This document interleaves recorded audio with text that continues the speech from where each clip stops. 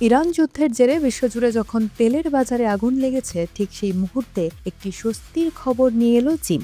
বিশ্ববাজারে অপরিশোধিত তেলের মূল্যের ঊর্ধ্বগতি কিছুটা স্মিত হওয়ার প্রেক্ষাপটে চলতি বছরে এই প্রথমবারের মতো অভ্যন্তরীণ বাজারে পেট্রোল ও ডিজেলের খুচরা দাম কমানোর ঘোষণা দিয়েছে বেইজিং। ২১ এপ্রিল রাত থেকেই দেশজুড়ে কার্যকর হয়েছে এই নতুন দাম। বৈশ্বিক উত্তেজনার মধ্যে চীনের এই পদক্ষেপটি কেবল দেশটির ভেতরেই নয়, বরং আন্তর্জাতিক অর্থবাজারেও আলোচনার জন্ম দিয়েছে।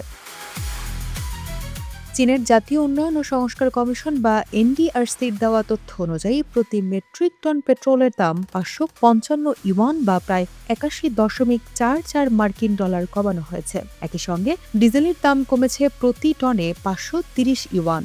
এই সিদ্ধান্তের ফলে সবচেয়ে বেশি লাভবান হবেন দেশটির সাধারণ গ্রাহকরা। গাণিতিক হিসেবে দেখা যায়, একজন ব্যক্তিগত গাড়ি মালিক যদি ৯২ অকটেন পেট্রোল দিয়ে তার ৫০ লিটারের ট্যাঙ্ক পূর্ণ করেন, তবে আগের চেয়ে তার প্রায় ৩.২৩ মার্কিন ডলার সাশ্রয় হবে। বড় কোনো পরিবহন বা লজিস্টিক কোম্পানির ক্ষেত্রে এই সাশ্রয় কয়েক হাজার ডলার এগিয়ে দাঁড়াবে। পেছনের দিকে তাকালে দেখা যায়, গত ২৮ ফেব্রুয়ারি ইরানের ওপর যুক্তরাষ্ট্র ও ইসরায়েলের হামলার মধ্য দিয়ে যুদ্ধ শুরু হলে তেলের বাজার নিয়ন্ত্রণের বাইরে চলে যায়। এরপর মার্চ মাস থেকে বেইজিং ৩ দফায় জ্বালানির সর্বোচ্চ খুচরা মূল্য বৃদ্ধি করতে বাধ্য হয়। তবে মজার বিষয় হলো, সাধারণ ভোক্তাদের আর্থিক সুরক্ষা দিতে চীন সরকার সবসময়ই কৌশলী ছিল। গত ২ দফায় দেশটির স্বয়ংক্রিয় মূল্য নির্ধারণ ব্যবস্থার চেয়ে মাত্র অর্ধেক দাম বাড়ানো হয়েছিল, যাতে সাধারণ মানুষের উপর হুট করে বড় কোনো চাপ না পড়ে। বিশ্লেষকদের মতে শুধু বিশ্ববাজারের পরিস্থিতি নয়, বরং চীনের নিজস্ব বাজারের চাহিদাই এই দাম কমানোর বড় কারণ। লাগামহীন উচ্চ মূল্যের কারণে চীনের অভ্যন্তরীণ বাজারে পেট্রোল ও ডিজেলের চাহিদা অস্বাভাবিক হারে কমে গিয়েছিল।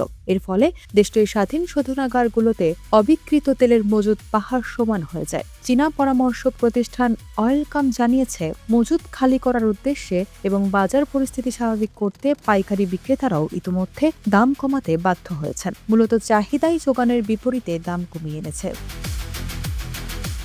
সম্প্রতি যুক্তরাষ্ট্র ও ইরানের মধ্যে একটি সামরিক যুদ্ধবিরতি চুক্তির ফলে আন্তর্জাতিক বাজারে তেলের দাম সর্বোচ্চ শিখর থেকে কিছুটা নিচে নেমে এসেছে। তবে পরিস্থিতির অনিশ্চয়তা এখনও কাটেনি। ইরান সম্প্রতি অভিযোগ করেছে যে তাদের বাণিজ্যিক জাহাজ তুস্কার উপর যুক্তরাষ্ট্র হামলা চালিয়েছে। তেহরানের এই কড়া নিন্দার পর প্রশ্ন উঠেছে, এই সাময়িক শান্তি কতদিন স্থায়ী হবে? কারণ বর্তমানে বৈশ্বিক তেল ও এলএনজি সরবরাহের প্রায় ২০% পরিবাহিত হয় কৌশলগতভাবে গুরুত্বপূর্ণ হরমুজ প্রণালী দিয়ে।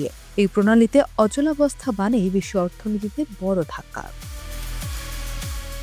সিটি ব্যাংকের বিশ্লেষকরা এক সতর্কবার্তায় জানিয়েছেন, পরিস্থিতির উন্নতি না হয়ে যদি এই জলপথে আরও ১ মাস অচলাবস্থা বজায় থাকে, তবে ২০২৬ সালের দ্বিতীয় প্রান্তিকে জ্বালানি তেলের দাম প্রতি ব্যারেল $১১০ এগিয়ে ঠেকতে পারে। উল্লেখ্য, চীন প্রতি ১০ কার্যদিবস অন্তর বিশ্ববাজারে তেলের দাম পরিশোধন খরচ ও ট্যাক্স বিবেচনা করে দাম সমন্বয় করে। এর আগে সর্বশেষ গত ৭ এপ্রিল বড় অঙ্কের দাম বাড়িয়েছিল দেশটি। আজকের এই হ্রাস কি দীর্ঘস্থায়ী হবে, নাকি যুদ্ধের দাবানলে আবার তেলের দাম বাড়বে, তা সময়ই বলে দেবে।